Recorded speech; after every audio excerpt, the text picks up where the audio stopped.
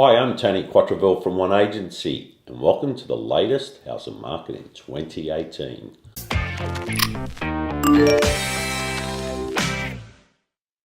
All the talk at the moment is on the bank's impact on the housing market, with the tighter lending requirements and the most recent news of Westpac raising their variable interest rates by 14 basis points, and the three other major banks predictably raising their interest rates during the week.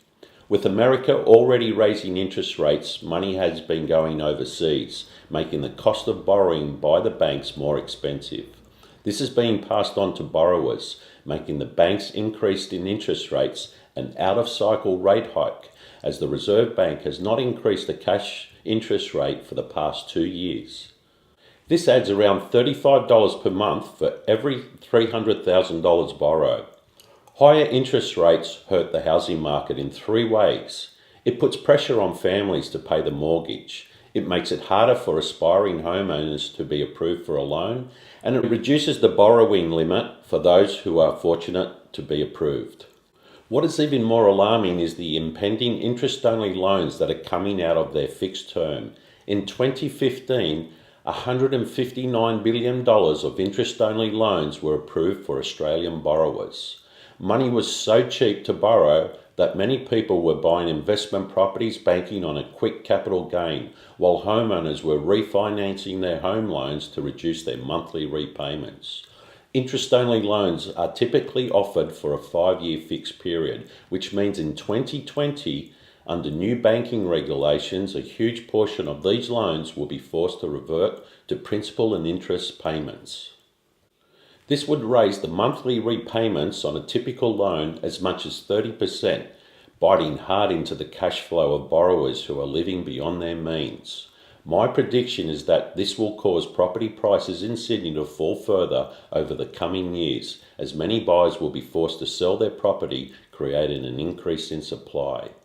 Plus, any increase in the interest cash rate by the Reserve Bank will only add more fuel to the fire. Buyers who have bought property off the plan will be hit the most, as some will not even be able to settle on completion. Auction clearance rates are hovering around 55%. This is a vast contrast to around the same time in the previous years, where it was around 75%. The Northern Beaches is currently tracking better than the Sydney-wide average, with a clearance rate of over 60%, with properties selling prior to or on auction day. It will be interesting to see the auction results for the next 4 weekends, as we are now in the peak spring selling months. The further good news is that compared to other parts of Sydney, the Northern Beaches is one of the best performing regions handling the downturn in property values. This would be due in large part to the high desirability to live here, our stock levels remaining relatively low when compared with the other regions of the city, and apart from DY, there's not been an overdevelopment of apartments.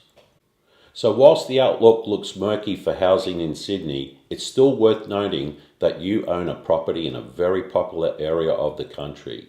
If your home is priced right and marketed correctly, your home is going to retain its dignity in this current market. For an updated price estimate on your home, please do not hesitate to contact me at any time. Thanks for watching.